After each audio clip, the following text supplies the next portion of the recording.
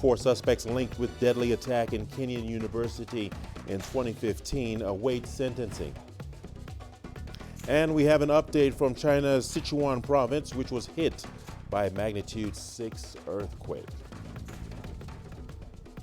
Hello and welcome to Africa Live. As always, great to have you with us. I'm Richard Nta, live in Nairobi. And for those of you joining us from across the continent and around the globe, we thank you for joining us. Let's take a look at other stories making headlines this hour. Facebook wins government support for cryptocurrency next year. And why market traders in Uganda DRC border are taking extra precaution in their business dealings. We begin the hour in Egypt, where former President Mohamed Morsi has been buried in Cairo a day after he collapsed in court and died. A judicial source said Morsi fainted during a break in the trial hearing on Monday and was transferred to hospital, where he arrived dead. State TV said he had died of a cardiac arrest. Morsi was a Muslim Brotherhood leader who took office in 2012 and was ousted a year later by the military and put into prison. Born on the 8th of August 1951, Mohamed Morsi joined the Muslim Brotherhood at the age of 25. He was elected for parliament in 1995 and 2000 as a leader of the Muslim Brotherhood. In 2011, Morsi fled from prison during the uprising that ousted Hosni Mubarak from power.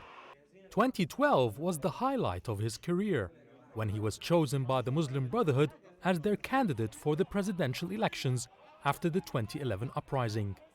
On June 24, 2012, Morsi won the controversial elections with 51.73% to become the first democratically elected civilian president in Egypt. But it was downhill from there. Morsi's short reign in power was marred by violence and continuous demonstrations against his attempts to change the constitution to gain more powers. The fierce attacks by Brotherhood militias on protesters in front of the presidential palace, killing 7 protesters in December 2012, was the turning point. The demonstrations escalated into an all-out popular uprising. And on the 1st of July 2013, after only 1 year as president, Morsi was ousted from power and placed into custody.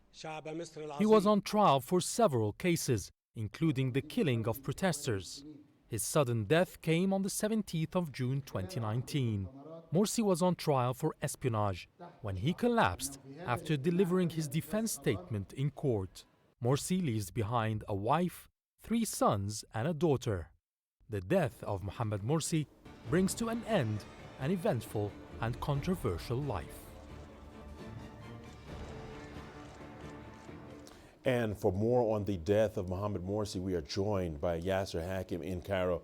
Yasser, thank you for taking time out to join us here on Africa Live. Now, we do know that Mohamed Morsi has already been buried. Tell us more about how the burial was conducted. Yasser? Yes, thank you, Richard. And the burial in itself was an issue discussed last night after the announcement of his death. Would he be buried in his hometown, El Sharqiya Governorate, or in the family cemetery in Cairo, in East Cairo? And what kind of funeral would he get? Obviously, being a former president, you get a presidential funeral. However, because of the uprising that toppled Mohamed Morsi, and because of the accusations of espionage, killing of civilians and protesters, as well as other cases where he's on trial, obviously he lost all kind of privileges that comes with the post, the top post in the country. And therefore, what happened is that the burial took place at the family cemetery in Madinat Nasr City. It's in East Cairo, and it was a quick funeral with only the family there, and it happened early in the morning and ended quickly without any formal or official procedures. Wow, well, and what more do we know about the events leading to Morsi's death? Yes, according to the statements by the public prosecutor, he had died of a heart attack, cardiac arrest, and that all the investigation that was opened after his death has shown that there are no signs of any violence or any aggression against him. It was a heart attack. He did suffer before from ailments such as high blood pressure and diabetes, and he had only had a 5-minute speech just before his death. So he looked fine at the beginning, talking to the judge in the court, giving his defense statement for 5 minutes. And just before being led out of the court after the adjournment of the session, he collapsed inside the court, and it was too late for doctors to revive him, and he died before even reaching hospital. And therefore there's no signs of any incident, just a heart attack that has ended his life, and that at the moment there is obviously some kind of high alert in the country. The security is on high alert just in case there would be any retaliation or by the followers and members of the Muslim Brotherhood. As you know, the Muslim Brotherhood is an outlawed group in Egypt for the last 4 years and is branded a terrorist organization. So with most of its members in hiding, so the security is now on alert just in case there will be any kind of retaliation. Yasser, thank you so much for bringing us this story. We shall be keeping a close eye on it. There you have it. Mohamed Morsi died of cardiac arrest, and he was being prosecuted while in custody. Moving on, the next African Union Summit is scheduled for next month in Niamey, Niger. Leading up to this main event, initial gatherings are first being held in Addis Ababa, where the AU is headquartered. The latest session of the Permanent Representatives Committee is already underway. The theme of this year's summit is refugees, returnees, and internally displaced persons. CGTN's Gerun Chala has more. The African Union has chosen its 2019 theme to be refugees, returnees, and internally displaced persons. Of course, this is to address the alarming refugee and IDP situation in the continent. The Niger summit is expected to evaluate works done throughout the year in addressing forced displacement in Africa. The theme is both a challenge as well as it is summoning us to find a very quick solution to the spiral of forced displacement in the different theaters of conflict. If we do not control this and rein in this situation, then it will undermine very seriously our march, our resolute march toward the harmonious integration of the continent. When African heads of state and governments meet in Niger, they will spend most of their time deliberating on the Continental Free Trade Area and the much anticipated reform of the Union. This reform is hoped to make the African Union Commission a much efficient and people-centered body. Our meetings are entrusted as well to consider the proposal of the new organizational structure of the African Union Commission with a view to enhancing the efficiency and agility of the African House. These distinct and unique responsibilities are added to a myriad of other issues of great importance, including the follow-up on the work of the Peace Fund, the implementation of the Agenda 2063, and the selection of the 2020 theme of the year. The African Union calls its upcoming meeting the first mid-year coordination meeting of the African Union and the Regional Economic Communities, also known as REX. In January this year, the 32nd Assembly had decided all mid-year gatherings of leaders to be used to follow up the implementation of decisions made every January here in Addis Ababa. This time, the Africa Continental Free Trade Area will also be on the spotlight. Group Jara CGTN, Addis Ababa, Ethiopia. Tribal leaders, parliamentarians, and politicians from the east and west of Libya have been meeting in the Egyptian capital. They are seeking a unified stance on the ongoing conflict in their country. CGTN's Yasser Hakim has more. The war in Libya is the backdrop for this meeting of influential tribal leaders and parliament members. The Cairo meeting is aimed at creating a unified stance toward the divisive political conflict in Libya. This conference is gathering the Libyan national forces. We are here, and our main concern is how to rid the country of the Muslim Brotherhood, of terrorism, Al-Qaeda, and the militias with the help of the Libyan National Army. We're also ending our differences and coordinating efforts so we can unite to restore stability in the country. The Libyan National Army, led by General Khalifa Haftar, is on the outskirts of the capital Tripoli. It says it is fighting terrorism and extremist militias that are backed by the government of national accord. And the politicians here have rejected an initiative for talks and elections announced by Prime Minister Fayez al-Sarraj on Sunday. We completely refuse the initiative by the head of the Presidential Council, Fayez al-Sarraj, which is only meant to prolong the Libyan crisis because there's no mention in the initiative of disarming and dissolving the militias in the country. The Libyan army should be the only military entity that protects the Libyan people, not the militias. Meanwhile, efforts by the international community are still continuing to try to bring both sides to the negotiating table and end the conflict in Libya peacefully. With the strong popularity of these tribal leaders, the meetings here could tip the balance of public opinion towards the Libyan National Army, which has received wide support from the tribal leaders in Cairo. Yas Hakim for CGTN, Cairo. Here in Kenya, 4 suspects linked to the Garissa University College attack that occurred on the 2nd of April 2015 are set to be sentenced later today. The 4 suspects are accused of aiding Islamist militant group Al-Shabaab in their attack at the institution, which left about 150 students dead. The siege ended nearly 15 hours after gunmen shot their way in the pre-dawn attack at the campus, sparing Muslim students and taking many Christians hostage. Well, East Africa is said to be the most vulnerable to terror attacks of all regions in sub-Saharan Africa. CGTN's Daniel Arap Moy has been speaking to a security analyst looking at the successes and challenges in the fight against terrorism in the region. Joining me is Mr. Mwenda Mbijiwe, a security consultant and chief executive officer of Ion Security, also a former Kenya Air Force officer. Well, welcome, Mr. Mwenda. I appreciate it. Thank you very much for having me. Terrorists have been targeting East African civilians and troops for many years now. Why have no lessons been learned? Lessons have been learned, just that maybe we've not paid attention to the lessons.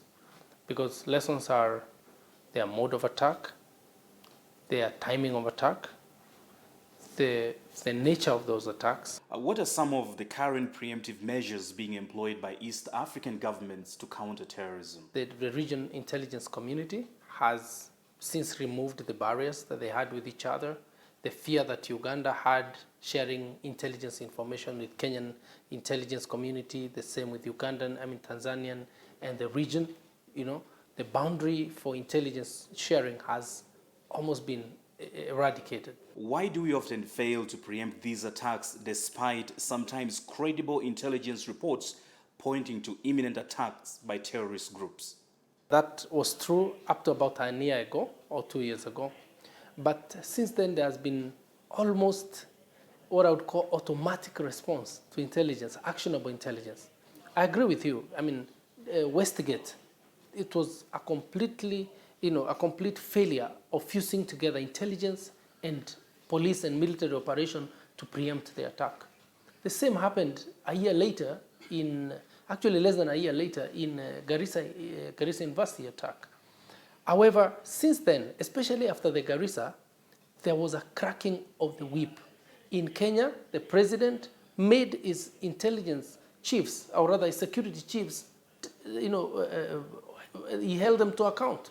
Would you agree to the fact that East Africa region is especially vulnerable to terrorism because of conflict, weak governance, collapsed state institutions, and porous borders that allows extensive and uncontrolled movement of people and illegal weapons? That is one of the most amazing statement I've had in a long time, because a lot of people actually refuse to look at the core issues that make the region very vulnerable to terror attacks. However, now what we could add to that is we call it expansion of the terrorist map. The terror map, the boundaries are extending. Is the use of military intervention a productive measure in countering terrorism? When you hear military has been asked to deal with a situation, then it's a serious situation, and almost always the military does not get it wrong. What are the successes and challenges in the fight against terrorism in East Africa? The key challenge is maintaining law and order without hurting the societal coexistence. And that has been a key challenge, and sometimes, unfortunately, we don't even get to know how to do it. But yet, we cannot profile religion, we cannot profile people, we can only profile behavior. One of the key successes the region has had in this fight against terrorism is being able to pick lessons from most of these attacks. And time now for a quick break. Here's what's still ahead on the program. We have an update from China's Sichuan province, which was hit by a magnitude 6 earthquake.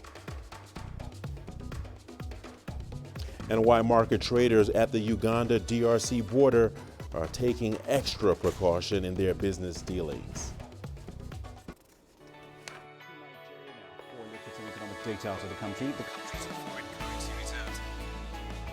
With a dedicated and diverse team of anchors, CGTN now brings Africa to the palm of your hand. I'm Penina Karibe in the heart of Nairobi, which is bustling. From everyday heroes to the continent's most powerful figures, we bring their voices to you. We haven't changed.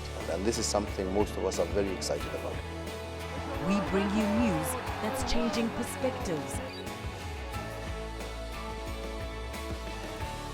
I'm Uche reporting from Nairobi City Center. News that brings Africa to the world.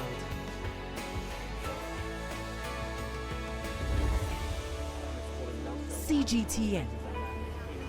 See the difference.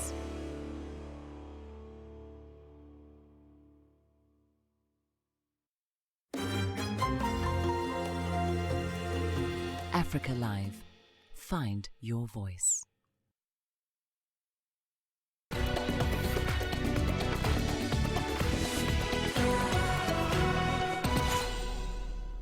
Welcome back. We now go to southwest China's Sichuan province, where at least 13 people are dead and over 100 injured after a magnitude 6 earthquake hit the country.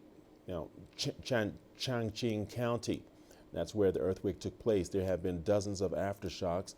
Several roads and highways have been blocked, while some railway services were suspended. Thousands of people have been relocated to shelters. Medical personnel and rescue teams have been dispatched to affected areas. We will transfer those who live in dangerous buildings. They will be able to return after all safety checks are done. Meanwhile, we have asked all mines in Yibin City to close and pull out all the workers. We will spare no efforts to settle the affected and strengthen our coordination in relief materials allocation to make sure those who are transferred have food, clothes, clean water, a safe place to live, and basic medical services. Our reporter Tang Bo has arrived at the epicenter in Changning County. He visited one of the most severely damaged schools and told us how people there are coping. And as you can see on my right side, that's some debris falling from those buildings caused by the earthquake, and I'm 100% sure that nobody is right now staying in this building, in their apartments.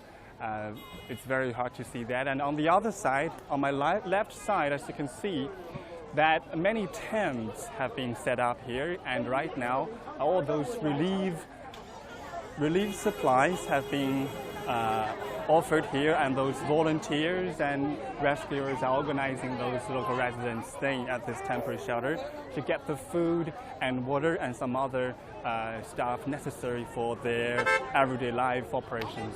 And it has been a very long queue here, but everything here is very much in order, waiting for the food and water. And also at the same time, as you can see right now, many rescuers have been dispatched over here to help those residents staying in this temporary shelter. And over there, as you can see, there's some trucks from the armed forces. They are here to ensure that everything here is in order, and they're also serving as a command center at the same time here to guarantee that every single one of the residents here can get the food and water they need. And also medical services here are also available. They are providing medical services to the shelter residents to make sure that they are in healthy state. The epicenter here is kind of causing very badly damaged to the Shuanghe middle school, and most of the school buildings are not suitable to stay in for the students to continue their studies. So the rescuers and volunteers set up this tent to help them continue their studies here, especially for those boarding students whose parents are not haven't come over here to pick them up. And it is very wonderful things to see, and they're also offering psychologists here to help them to get through this very hard period of time, to ensure that they're fine both physically and mentally. Fears of the Ebola epidemic spreading have put DR Congo's neighbors on high alert. Last week in Uganda, a boy and his grandmother who were traveling back from the DRC died after contracting the virus. Although health screenings are in place along the Congolese-Ugandan border, residents remain wary. CGTN's Daniel Pearson has more. It's market day in Mpondwe, a town on the Ugandan side of the border with the Democratic Republic of Congo. Many of the traders and shoppers are from neighboring DRC. On a normal day, about 1,000 people cross from both sides of the border. But on a market day like this, that number can jump to 20,000. Here in the market, farmers have been receiving only fish, and we have been selling fish here only as the main item.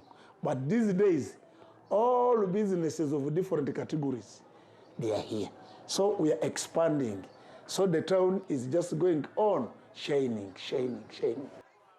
Although the market's growth has been economically beneficial, Mpondwe's traders are more cautious these days. So we're not sure if the reports of Ebola in Congo are true, because we haven't seen anyone who has died of Ebola. But they say there's Ebola in Congo, so that has really spoiled business. We are scared of crossing there. We have debtors there. We live in fear, and our businesses have halted. That's the problem we have now. Continuing conflict in the DRC near the border has also had a negative impact on trade. People being killed or displaced means lost revenue for traders on the Ugandan side. Business is hard. We just sleep. There's no money. There's no business. People from those sides do not come anymore. Some people were killed. Even those who had our money were killed. So there's no business. They've killed so many people. Others have been killed by Ebola. Others were slaughtered. And there's no money. Everyone who crosses into Uganda now must wash their hands and have their temperature taken. However, the porous borders mean that there are still plenty of back routes where people can still avoid the mandatory health screenings. Daniela Pearson, CGTN. Meanwhile, in Burkina Faso, a team of U.S. scientists are working on what could be a breakthrough in the fight against malaria. Scientists are using genetically engineered fungus as well as a toxin found in spider venom to fight against pesticide-resistant mosquitoes. Let's take a look.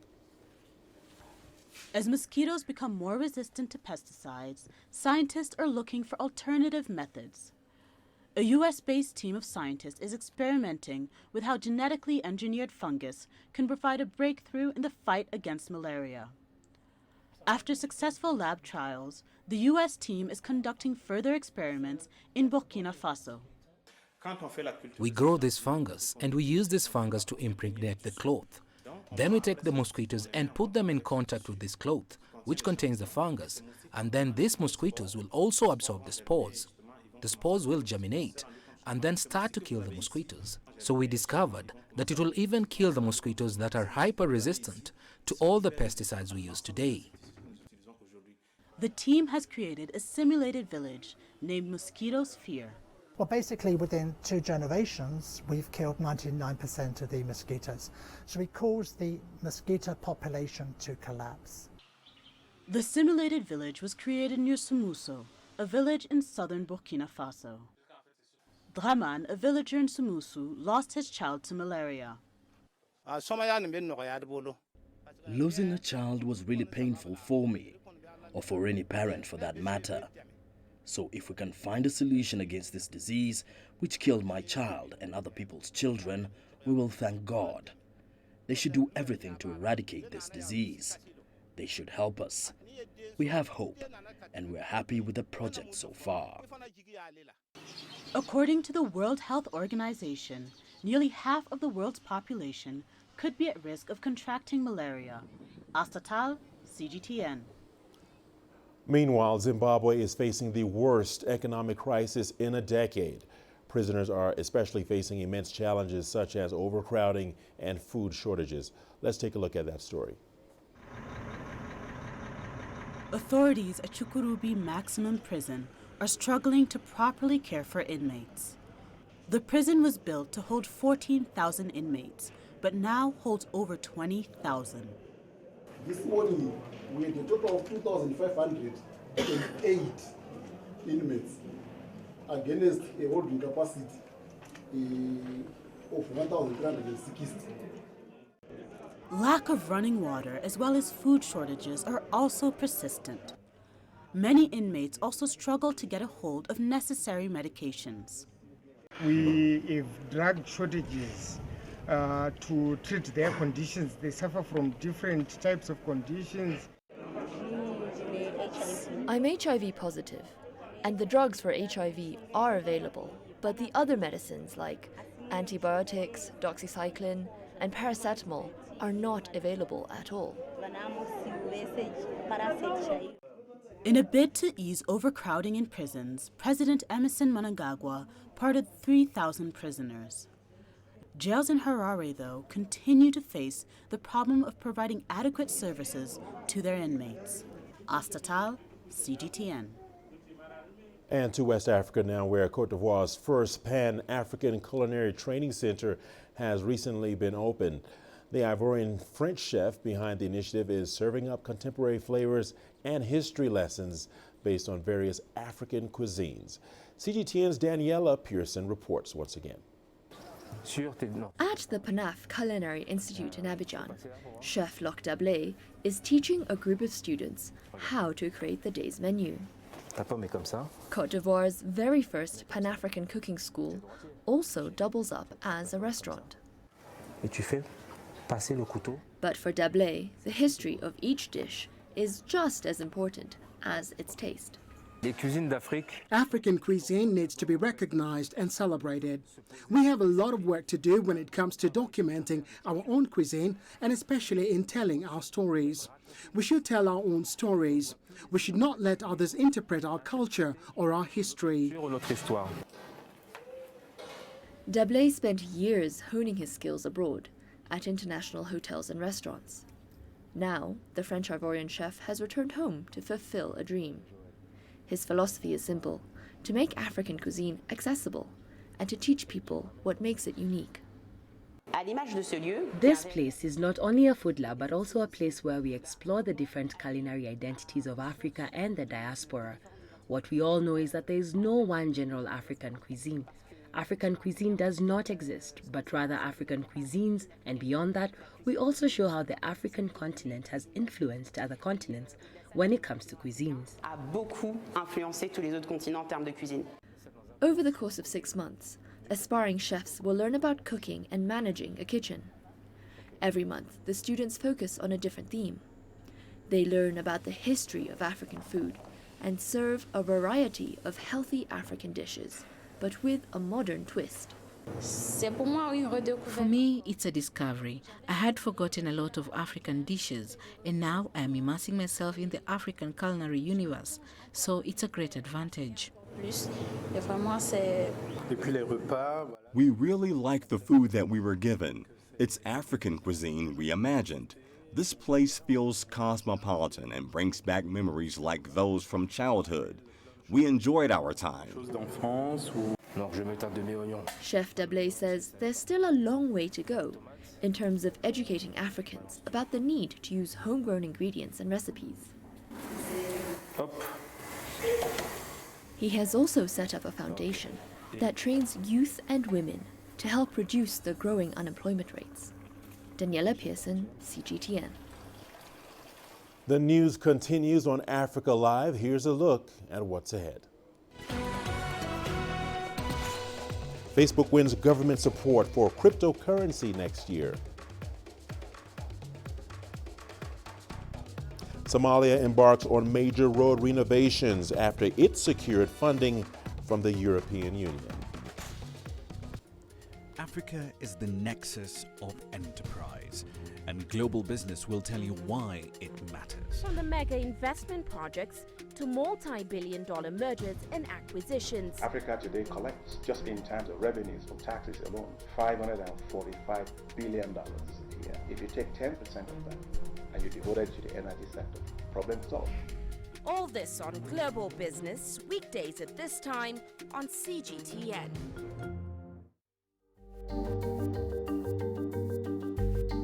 Africa Live. Find your voice.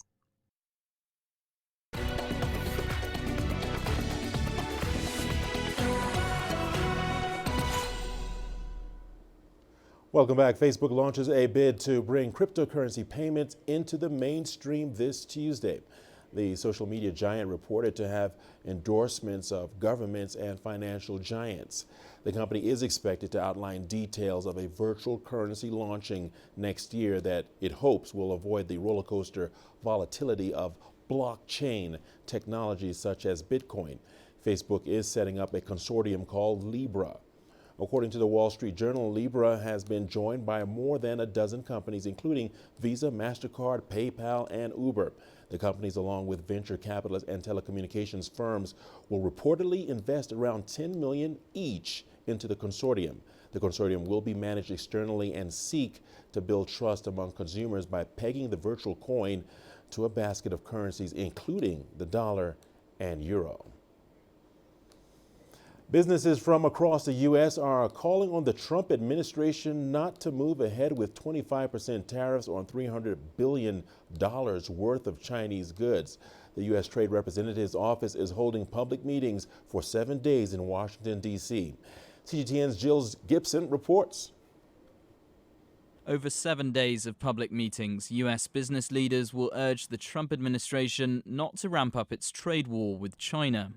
They're coming from every corner of the U.S. economy, from shoe manufacturers to tech firms to the shipping industry. For all trade, we want to move cargo, marine cargo, which is a substantial percentage of the GDP and global commerce in the United States. We want to move it faster, better, quicker. The potential cost of a modification by tariff increases that cost of business.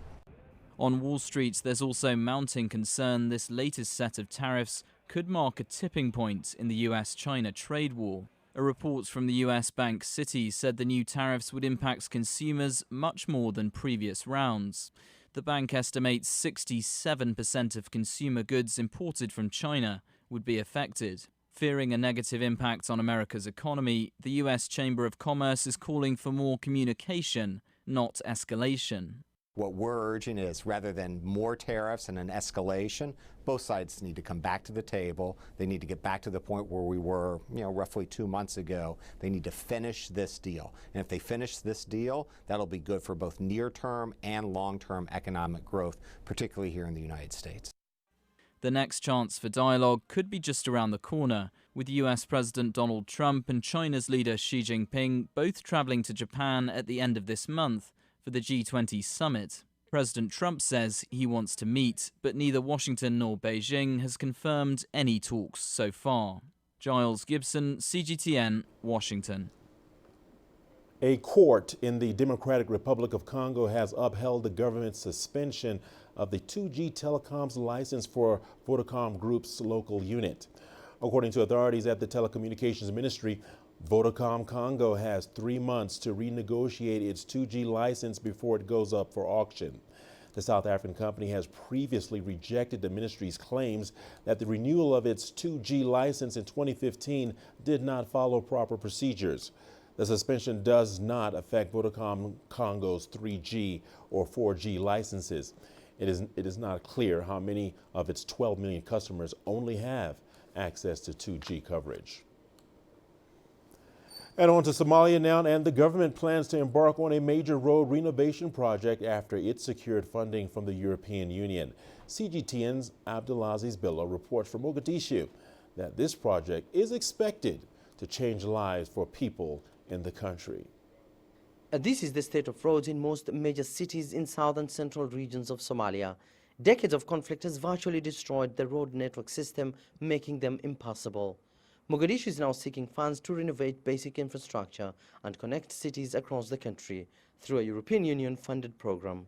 This financial agreement, it is about that. It is about rehabilitating roads, making ordinary Somali citizens' lives more easier, and trying also to shorten the time, I don't know, from Bosaso to Beledweyne or to Galkayo and or to Beledweyne to Mogadishu.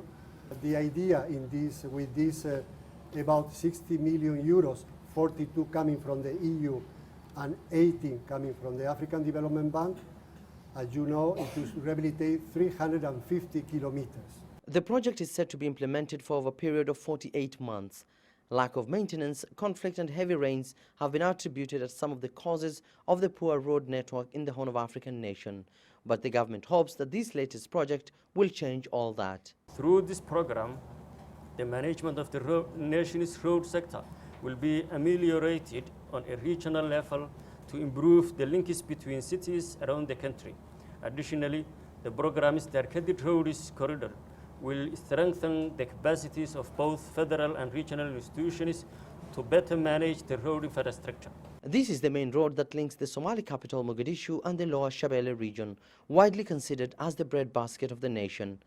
Public transport is the only means available for thousands who commute to the capital each day to trade mostly in farm produce. In 2017, the Somali government has signed a multi-million-dollar deal with the Qatari government to renovate more than a 100-kilometer stretch of road linking Mogadishu to the Middle and Lower Shabelle region. The project was set to be implemented by a Turkish company at a cost of over $200 million. But 2 years later, nothing tangible has been done. We pay taxes both to Mogadishu and to the Southwest administration, but we get nothing out of it. As drivers, we hope this time the government will fulfill its promises and renovate the main road to Afgoye.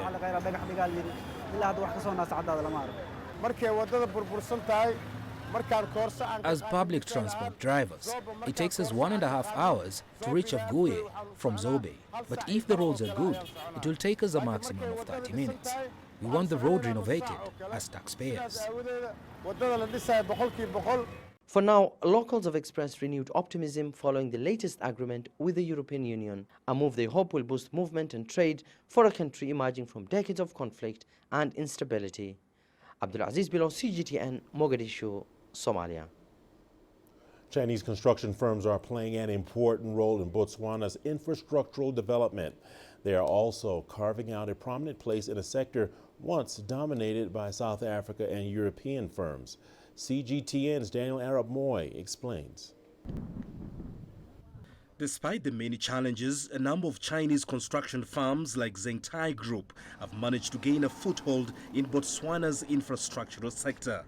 One of the major projects undertaken by the Chinese Nta Group is the 450-bed Ketumile Masire University Hospital, expected to provide excellence in medical education, research and patient-centered clinical care.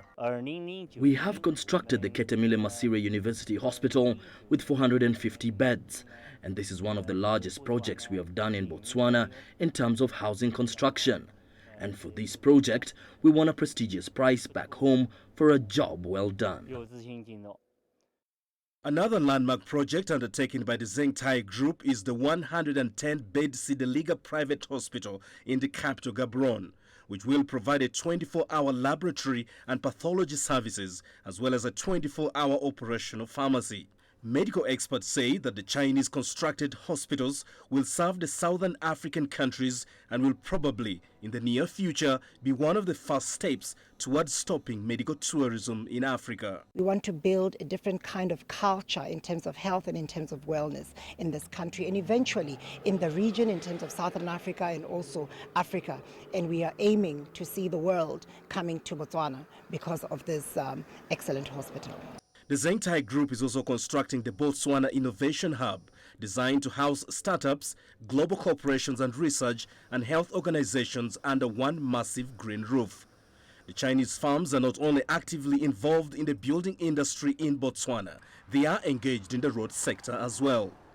Many of the Chinese firms involved in infrastructure construction in Botswana have carved out a prominent place in a sector once dominated by South African and European firms. Their method seems to have contributed to the long-standing development aims of the Botswana state. Most Chinese construction companies operating in Botswana work on public tenders independently, awarded by the Botswana government through the Public Procurement and Asset Disposal Board. Daniel Arap Moi, CGTN, Gaborone, Botswana. The largest aerospace exhibition event in the world, the Paris Air Show, has turned up the heat in the French capital. Attendees have been fixated on the two aviation companies rivaling each other, Airbus and Boeing. However, Boeing suffered a setback as its engine supplier announced a delay for the U.S. plane maker's all-new 777X jet. This comes as the firm grapples with the grounding of its top-selling 737 MAX aircraft in March after two deadly crashes. Airbus launched its long-range A321XLR. It is a rival plane aimed at carving out new routes and competing with Boeing's plans for a possible new mid-market jet. And in Poland, an aspiring car mechanic is beating the odds in a male-dominated field. CGTN's Terry Wangari has more. Despite being born without her right forearm, 19-year-old Kinga Wawro has not let that stop her from pursuing her chosen career. Her classmates at a technical school in southeast Poland have used their tech know-how to design and 3D print a prosthesis for Wawro to help her achieve her dream of becoming a car mechanic. During an exam, I had the car adjusted at a level where this arm was touching the exhaust and the other one was bent, and I passed without any help from my teachers. The prosthetic arm is the result of a project between Kinga's classmates and the Enable Foundation. The foundation is a global community of volunteers who use their 3D printers to create free arms and hands for those in need. Kinga's lightweight prosthesis comes equipped with a torch and magnets for holding screws to help her when fixing cars. I was afraid. I was afraid how people would perceive me, how they would treat me, and I want to be seen. Even people on the street would stare at my arm and it hurt me. Now I go out with my prosthesis and I show it off on purpose so that people will see that I'm special. My colleagues from this project showed me how to stand and I took the steps forward myself. You shouldn't shut down. You should be open to people, even if they hurt you. You shouldn't worry about it because the problem is with those people, not with us. Thanks to this experience, I believe that her knowledge will be deepened and she will fulfill her dreams because she loves cars and enjoys fixing them. Kinga's mother, Lucina, was also overwhelmed by how the prosthesis has changed her daughter's attitude. She used to close herself off. She had to work hard with psychologists. It really was a lot of hard work. Now my child is smiling. My child is happy. She's going to fulfill her dreams thanks to these wonderful boys and teachers at the school. I will never be able to repay this debt for as long as I live. In a 2009 publication, the World Health Organization estimated that 650 million people worldwide have disabilities, the vast majority of whom live in low-income households. Specific to prosthetic rehabilitation, recent estimates suggest that there are roughly 30 million people in low-income households who need prostheses that are otherwise beyond reach for many financially. 10 years later, this figure has drastically increased, mostly due to an increase in chronic illnesses such as cancer and diabetes. Foundations such as Enable help people like Kinga achieve their dreams. Kinga is among the vast majority that have proved that disability is not inability. Terry Wangari, CGTN. The news continues on Africa Live. We have a lot more wonderful, amazing, and uplifting stories coming your way. Here's a sneak peek at the headline. Why British auction house Christie's intention to auction ancient Egyptian artifacts is causing controversy. Africa, where champions are made, records are broken, legends are born. We're there for every goal, for every knockout, for every step of the way. Match Point, only on CGTN.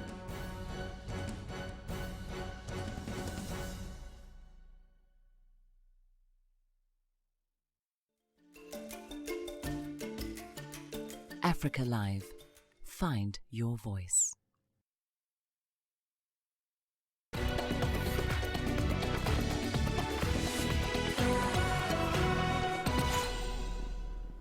Welcome back. Controversy is brewing over a decision by British auction house Christie's to auction ancient Egyptian artifacts on the 4th of July. The Egyptian government now wants to stop the auction. CGTN's Yasser Hakim has the details. The news of the auction sale of Egyptian artifacts has caused outrage in Egypt. According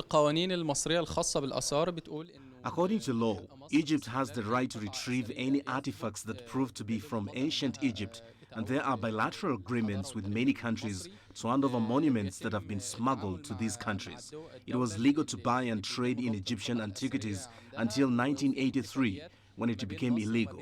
If there is no proof of ownership, then the piece is smuggled. Unfortunately, in 2014, the same auction house sold the famous statue of the writer Sekemka for 14 million sterling pounds in spite of the government's rejection. Hope it's not repeated this time. Egyptian authorities quickly moved to try to stop the sale. Parliament member Sahar Talat Mustafa is leading a campaign to halt the sale and retrieve the 32 ancient Egyptian artifacts that include a statue of King Tutankhamun. The Ministry of Antiquities and Ministry of Foreign Affairs contacted the auction house, and we also informed UNESCO to take action. We filed a complaint to the public prosecutor, who in turn has sought judicial consultancy from London before escalating. The astronomical prices of Egyptian artifacts have always made it a lucrative business for smugglers and collectors. Egypt had retrieved about 586 ancient artifacts and more than 21,000 ancient coins in the last 2 years alone. The international community must have a strong stance with Egypt because it's unacceptable that the heritage and history is put on sale. Ancient artifacts are preserved for humanity, not for individuals. Out of the 23 monuments on sale, the auction house expects to offload the 26-centimeter statue of King Tut for not less than $5 million. At the moment, Egypt is waiting for documents from the auction house to prove the legal ownership of the Egyptian artifacts. If not delivered, Cairo will move to cancel the auction and retrieve the pieces back to the country. Yes, Hakim for CGTN, Cairo. Meanwhile, in Tunisia, the annual auction of Arabian and English thoroughbred horses has been held in the country's Ariana governorate. The event is fast gaining popularity, as CGTN's Adnan Shawashi now reports. The Sidi Thabit neighborhood governorate of Ariana in Tunisia has hosted the annual sale of thoroughbred foals and fillies. This is an international event organized by the National Foundation for the Improvement of the Horse Breed. These state-owned stables were founded over 100 years ago. The yearlings have spent 2 years in the stables of their original owners. They are sold to new owners to enter professional life as racehorses and enduring rising horses. The auction of Arabian and English thoroughbreds was held in the presence of professionals, breeders and specialists. I've exhibited and sold one horse. It's an international auction. Some people have come from Oman, Jordan, the United Arab Emirates, Qatar, Libya, and other countries. I came for the first time 6 years ago. The auction has evolved since then. The horses have improved in quality. The sector has made huge progress. This annual event allows the best foals and fillies to be exhibited among the future champions from several generations of stallions. Tunisia is the birthplace of many champions, including the Majani pedigree. This horse is the best on earth. It won the world title 3 times. Tunisia aims to attract more owners and specialists from the Arab region to promote these species.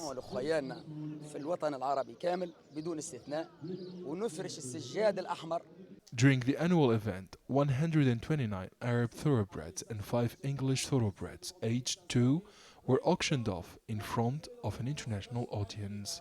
Tunisian and foreign experts say that Arabian thoroughbred are descended from the horses used by the Bedouins in the desert in North Africa and the Arabian Peninsula. People here also believe that these horses are a sacred gift. Adnan Shawishi, CGTN, Tunis. For decades, Ethiopia and China have enjoyed a strong partnership. Astatal takes a look at how the China First Highway Engineering Company is taking part in Ethiopia's growth and passion for long-distance races. Let's take a look. For the past 2 decades, the China First Highway Engineering Company has taken part in Ethiopia's infrastructural development. They've built roads as well as the country's first expressway. The mileage of the off-road plus the municipal roads adds up to 2,000 kilometers. 60% of the municipal roads are constructed by us. All the quality roads are basically constructed by us. Wen has witnessed not only the country's growing development, but also taken part in its formidable running culture. China First Highway Engineering Company has organized long-distance relay races for 16 consecutive years. Running here is like a ping pong in China. From races to kilometers of roads, China and Ethiopia's relationship continues to go the distance. Astatal, CGTN.